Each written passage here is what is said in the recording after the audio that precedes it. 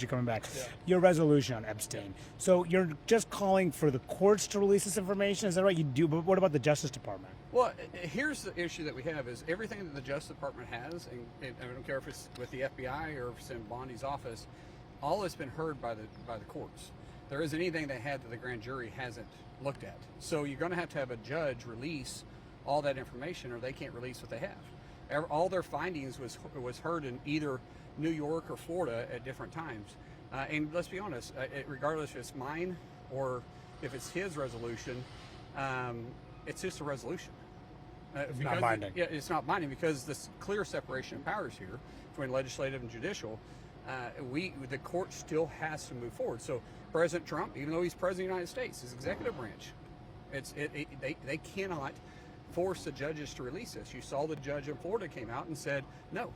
Well, before we can get our hands on it, the judges have to agree to it. And I think by Pam Bondi calling on them and the president calling on them, and then us here in Congress calling on them to release the information, hopefully the judges will see it different. But until they do, that judge sitting over that case that oversaw the grand jury, as you guys know, the grand juries are pretty tight-lipped. Most of the time they don't release that information.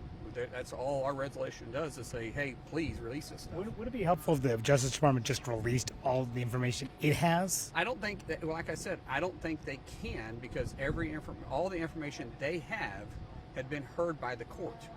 They wouldn't have any information. There's surely some investigative material that they haven't put out yet. Why would they? I mean, seriously, why would they put it out? No, why would they have it if they hadn't released it all the way to the court? There was the files that Trump's name is apparently in. I mean, that wouldn't you want to see that? Would Congress want to see that? Well, we've already debated that. I mean, the Wall Street Journal report that came out on that was absolutely ridiculous by an unnamed source.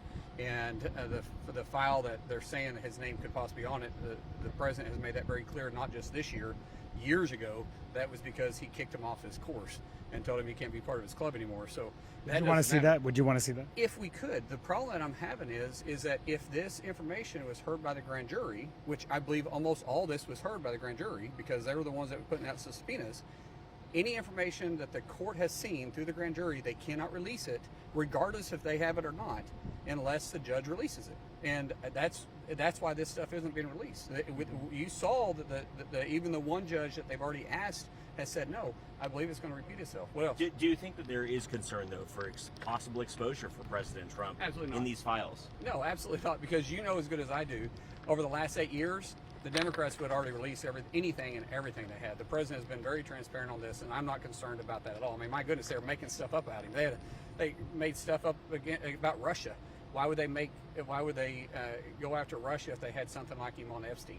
Have you spoken to the president about your resolution at all or offered any guidance as he navigates this? No, I haven't talked to the president at all about this. When the Big Beautiful Bill came to the Senate, you guys took out most of the money that had been put in by the House for the Strategic Petroleum Reserve and refilling it.